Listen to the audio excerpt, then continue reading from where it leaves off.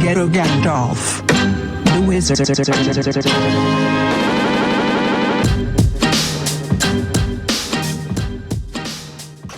Hey, what up, y'all?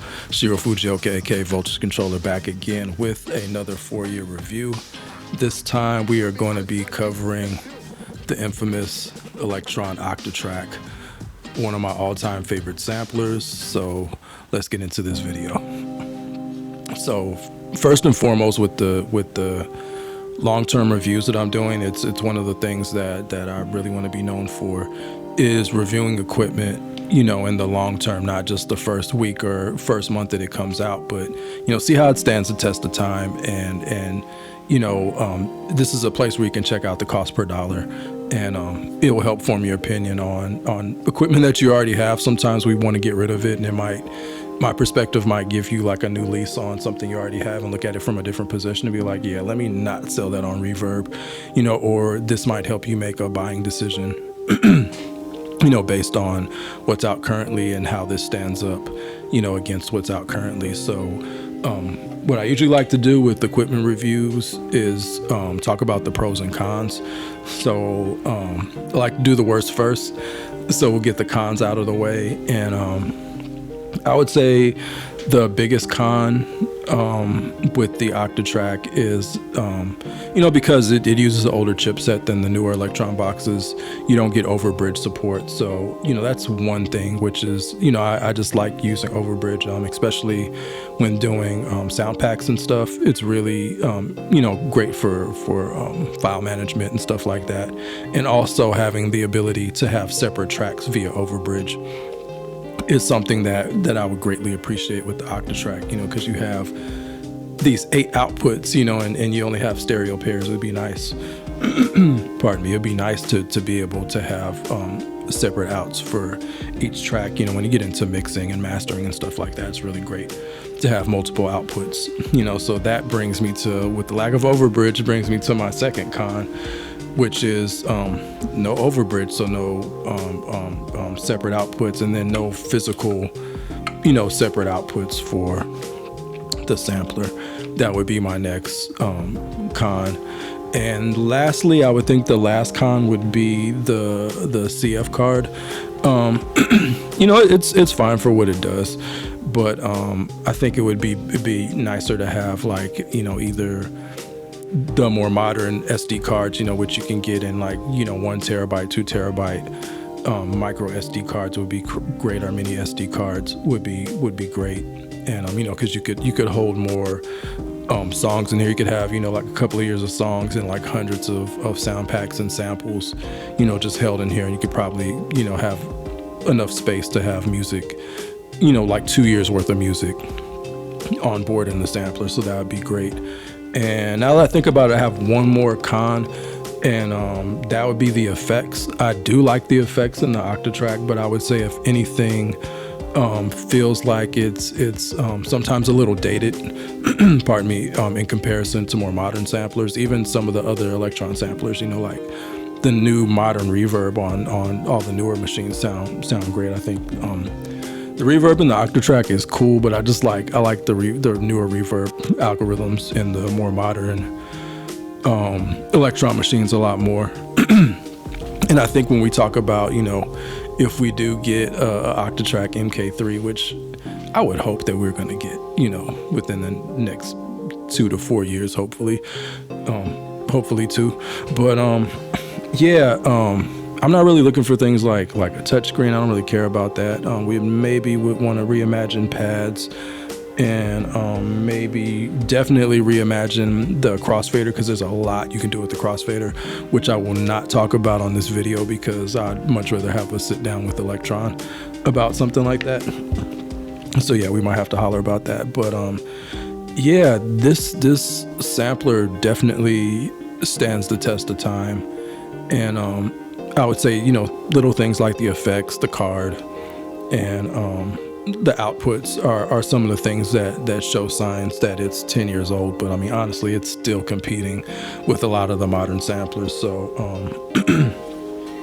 I'll say one of the first things that helped me make my decision to purchase the Octatrack was one, once again, heavily in modular. My brain was rewired to modular, and I had stopped using MPCs for the better part of like 6-7 years.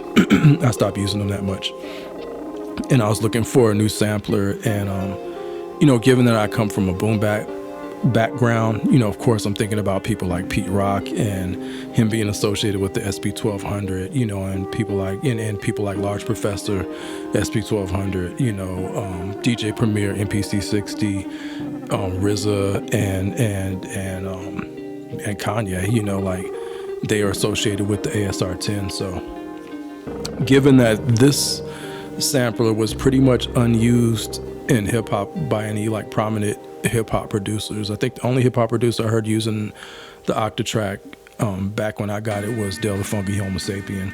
But as far as any producer like being known for using the Octatrack in hip hop, I felt that I was going to take that position, and now people definitely associate me with the Octatrack, and I've designed definitely my own signature sound and way that I approach hip hop and Boombap, which gave me a new lease on Boombap, and incorporating not only what I love about Boombap, but with this crossfader, also incorporating what I love about turntablism, because I was also a turntablist. So I get the tactile nature of DJing and beat making simultaneously, and it was breathing a lot of life into how I approach Boombap. So first and foremost, I got this to make Boombap. I have a big record collection. I wanted to start flipping samples again, but simultaneously I was creating this genre called Modbap, which is making Boombap hip hop with modular synthesizers, and I prefer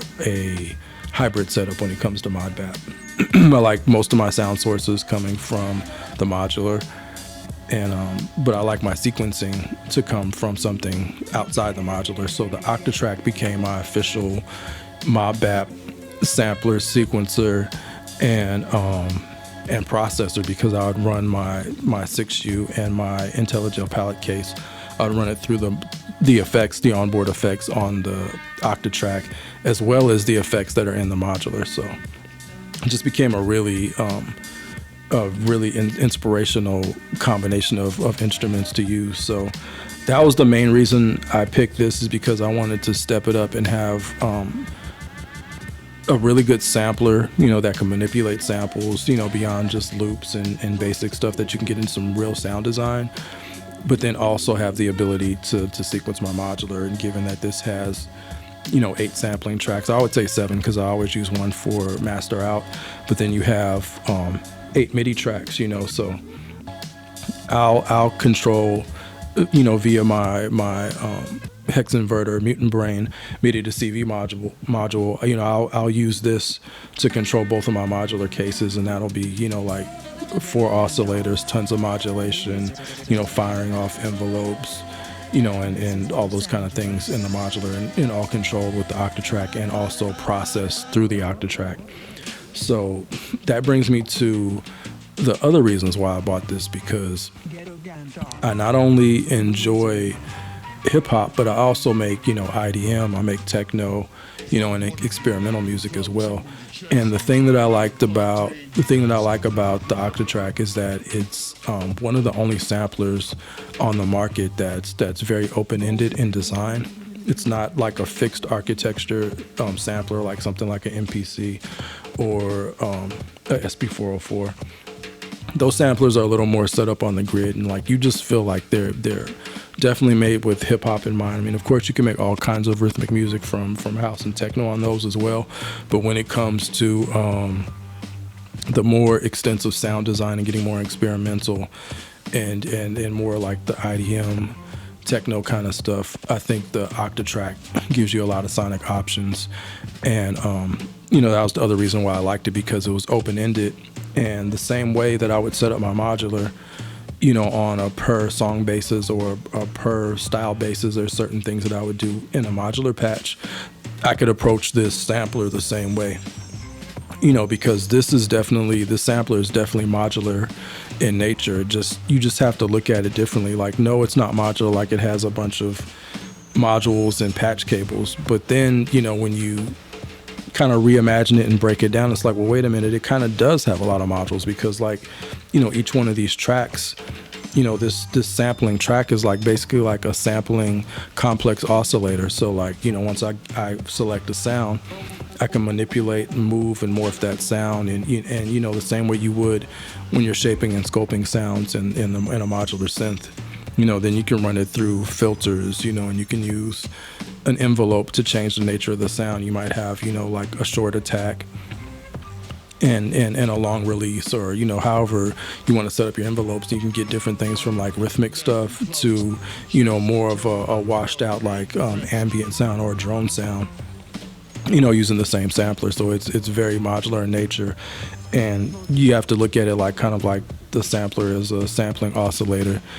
Then from there, you can run it through filters, envelopes, you have the sequencer, and then from there you can process sounds through the effects, and you're using LFOs the same way you would in a modular. So the LFOs might be opening and closing a filter slowly, it might be, the LFO might be turning on, the delay, or changing the time in the delay. There's so many different things you can do.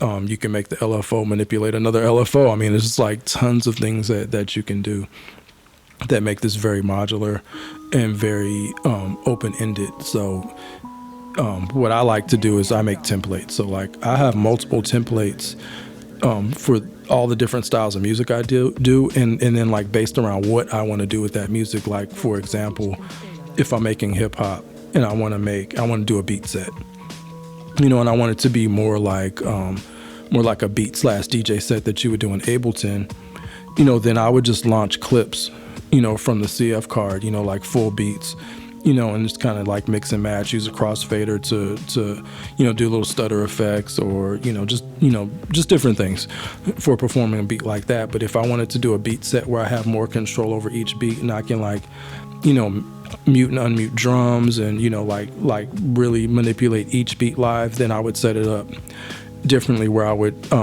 use parts more, and grid my beat out based on parts, and that's another inspirational way. It's still both hip hop, but totally different approach on how I would set up the machine and the template. Same goes for if I'm doing drum and bass or jungle, or IDM and techno. Have a totally different approach based on if I'm doing more of a launching full beats, or if I'm actually playing beats live and I need to manipulate and drop different things in and out, and have the ultimate flexibility. You can set it up different ways. You can also set it up, there's times where I don't use that many samples. I might just use a few drum samples, and my sound sources are coming from the modular or from some of my other mono synths or whatever.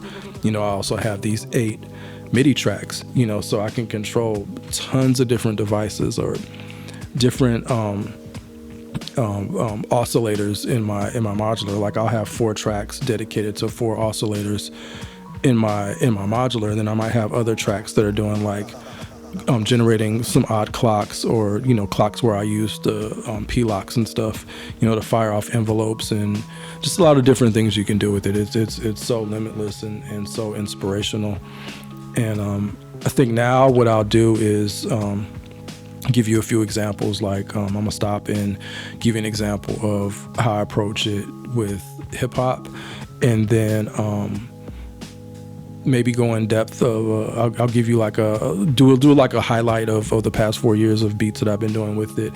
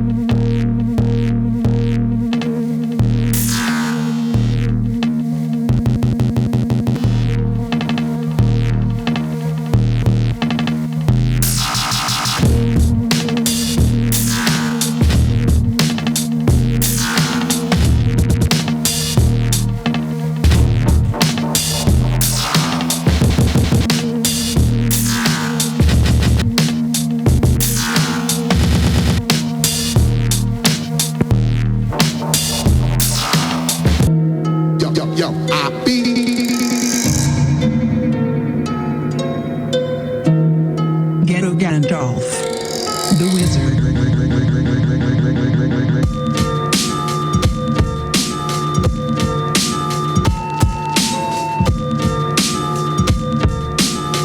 Voltage control.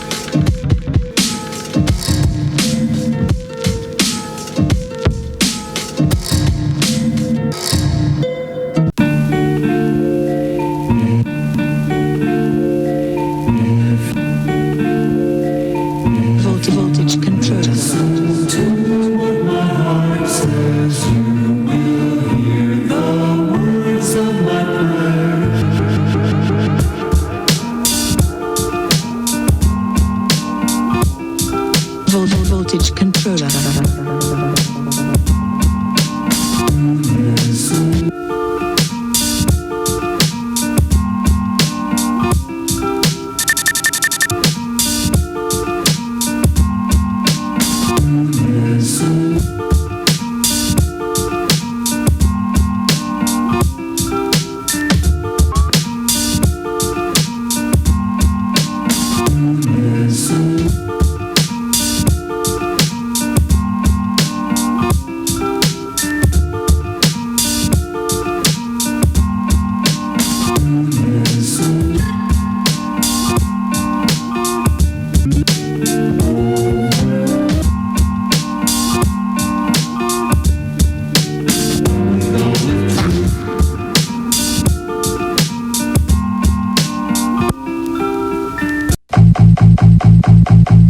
See him walk, see him skip, Voltage control. see him jump. This is Los Angeles.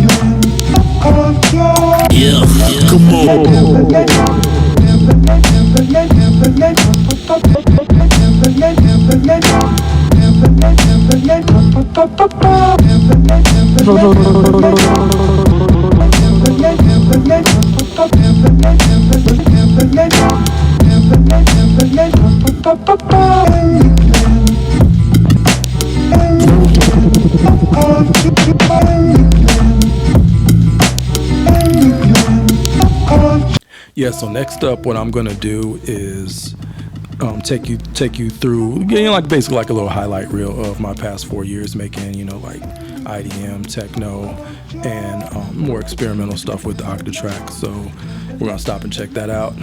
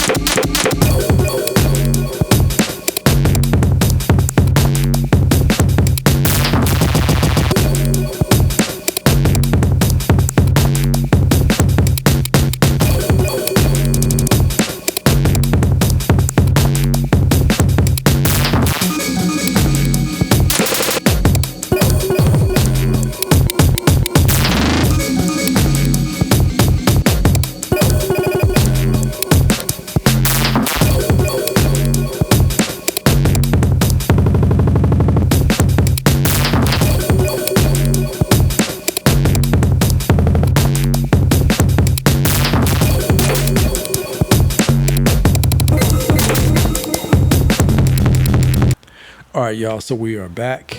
Thanks for joining me, and we are going to get into one more, one more little round of examples of how I use the Octatrack, specifically with the Modular and also with other synthesizers. So let's get into that. Check it out.